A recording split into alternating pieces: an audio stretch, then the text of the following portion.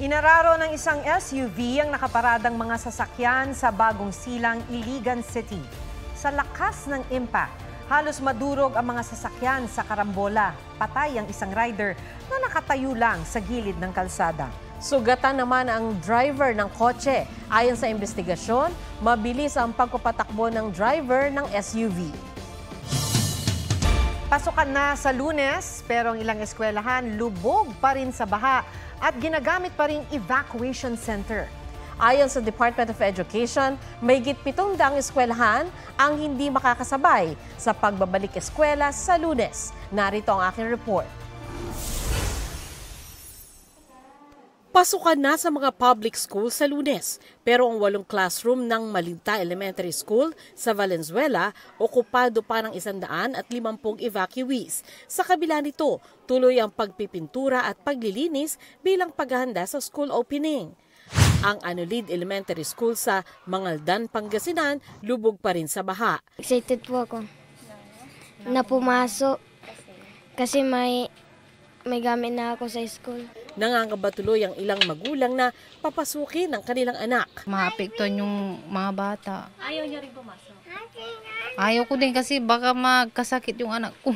Sa initial assessment ng DepEd, aabot na sa 630 million pesos ang halaga ng pinsala sa mga paaralan. Sa kabuuan, 738 na eskwelahan sa 4 na rehiyon ang hindi makakapagbukas ng klase sa Lunes dahil binaha o kaya'y ginamit pang evacuation center. Gusto natin makabalik talaga sa July 29, no? Pero talaga, yung iba hindi talaga kakayanin. On the whole, so far, ang report sa amin is ang severely damaged talaga yung NCR, yung Region 4A, Calabarzon, tsaka yung, well, it seems Region 3 din. Ang Malabon LGU, iuurong sa July 31 ang pagbubukas ng klase lalo't hindi raw bababa sa 30 paaralan nila ang naapektuhan. Sa August 5 naman, magsisimula ang klase sa mga pampubliko at pribadong eskwelahan sa Marikina City. Git ng Pangulo, dapat matuloy ang pagbubukas ng klase sa Lunes, basta kaya. Pero pinauubayan niya sa lokal na pamahalaan at sa mga mismong paaralan ang huling pasya. Gawin mo lahat. Buksan yung pagpasok, gawin mo hanggat maaari kung kaya yung buksan. So yung may kaya, sana pumasok na sila. Because the learning loss is very real. And yun nga, number 1, isa tayo sa pinakamaraming namimiss na klase sa buong mundo. Sa tindi ng pag-ulan nitong Miyerkules at pagbaha na hanggang ngayon ay nararanasan pa rin sa ilang probinsya, hindi maiwasan ng ilan na ikumpara ang epekto ng Bagyong Karina at habagat sa Bagyong Ondoy noong 2009. Ang paliwanag ng Pag-asa sa report ni Von Aquino. 8 ng umaga nang maiahon sa Navotas River ang bangkay ni Ernesto Oprenario Jr. Kwento ng kanyang ama, tumalon si Ernesto at kaibigan nito sa ilog para magpaligsahang lumangoy. Nalunod ang kanyang anak, nakaligtas ang kaibigan nito. Ang sabi lang niya, pa, punta ko labasan. Yun lang. Puro na kayo. Wala akong magawa. Sakit sa akin. Sa Kalumpit, Bulacan, hindi pa rin humuhupa ang baha. Epekto yan ng matinding pag-ulan na sinabayan ng high tide at pagpapakawala ng tubig ng Ipo at Bustos Dam. No choice ang ilan kundi magbangka. May ibang salon tractor naman sumakay. Mahigit 127,000 ang apektadong residente. Samantala, nasa Mauban, Quezon, si Pangulong Bongbong Marcos. Sa situation briefing, pinaghahanda niya ang mga lokal na pamahalaan dahil simula pa lang anya ito ng mga bagyo ngayong taon. Nag-aerial inspection din ang Pangulo sa Rizal Province. Sa tindi naman ang bahang idinulot ng masamang panahon nitong Miyerkules, hindi maiwasan ang marami na ikumpara ito sa Bagyong Ondoy. Paliwanag ng Pag-asa, sa loob ng 6 na oras mas marami pa ring ulang dala ang Ondoy na umabot sa mahigit 300 mm kumpara sa 207 mm ng pinagsamang Bagyong Karina at Habagat. Yun nga lang, tumagal pa raw ng hanggang 18 oras ang ulan ng habagat nitong Miyerkules, kaya halos pumantay na sa buhos ng Ondoy. Mas tama raw na ikumpara ang Karina at habagat nitong Miyerkules sa habagat noong 2012 kaysa sa Ondoy noong 2009.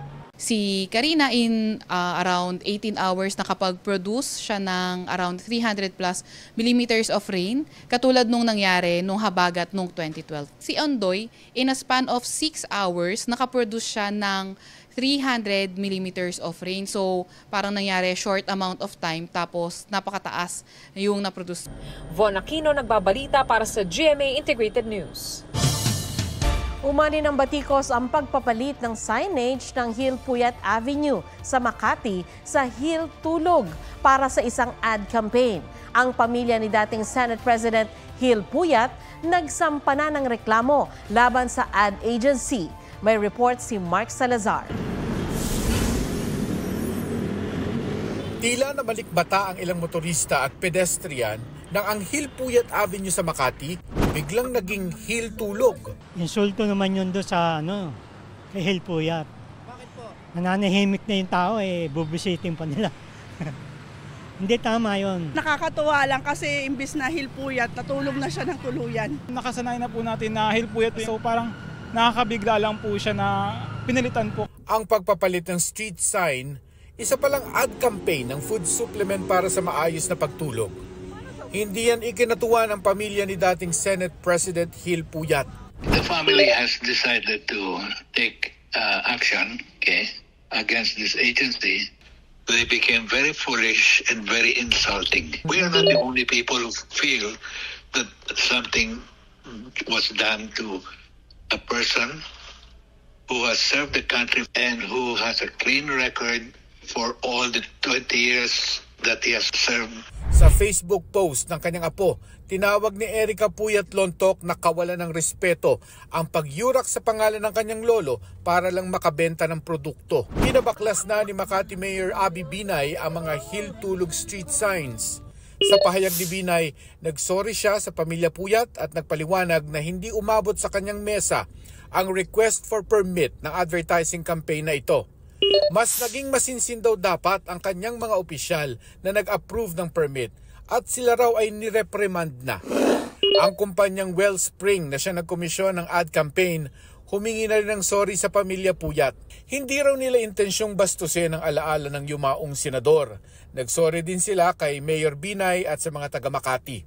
Hindi raw nila intensyon na manakit sa kanilang ad campaign na gumamit daw ng wordplay para bigyan diin ang kahalagahan ng tulog sa kalusugan ng tao. Matapos kilalanin ang pagiging insensitive ng kanilang kampanya, tinanggal na raw nila ang lahat ng mga pinaskil na signages. Mark Salazar, nagbabalita para sa GMA Integrated News.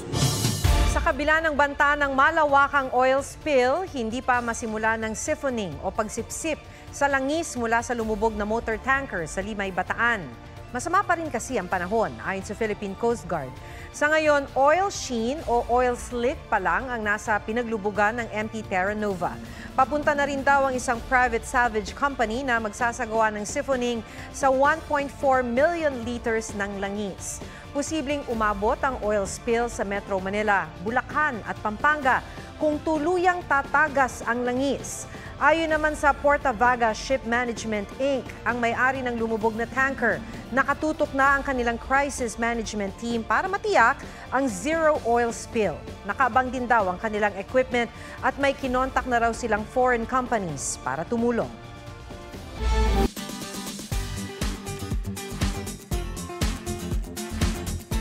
Likas sa mga Pinoy na makahanap pa rin ng pagkakataon para makapagpangiti kahit sa gitna ng kalamidad. Tulad ng empleyadong sinuot ang free diving gear nang pumasok sa trabaho nang malamang may banta ng baha. Pusuan na yan sa report na ito. Tuloy ang panata kahit pa may baha. Yan ang prosesyon sa Hagonoy, Bulacan at sa mga lansangan may indakan at sayawan.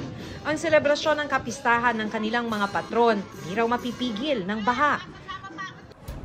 Kung aurahan sa binahang daan ng labanan, may entry itong si Stephen Bryan. Kailangan kasing pumasok ng trabaho kaya dumiskarte. Sakaling baha ay abot ulo. Goggles at snorkel, pati fins. Bilang free diver, naisip niyang suotin ang mga gear para sa baha ay no fear. Pero di raw talaga siya nag-swimming sa baha dahil trabaho niya ay agad na kansela. Ito ang talagang lumangoy, si Frederick Gallo. Suot pa ang snorkel niyang blue for pictorial purposes at para lumusong na rin para bumili ng makakain. Likas man sa mga Pinoy ang maging kwela maski sa gitna ng unos. Paalala po, hanggang maiwasan huwag lumusong sa baha dahil sa panganib nito sa buhay at kalusugan.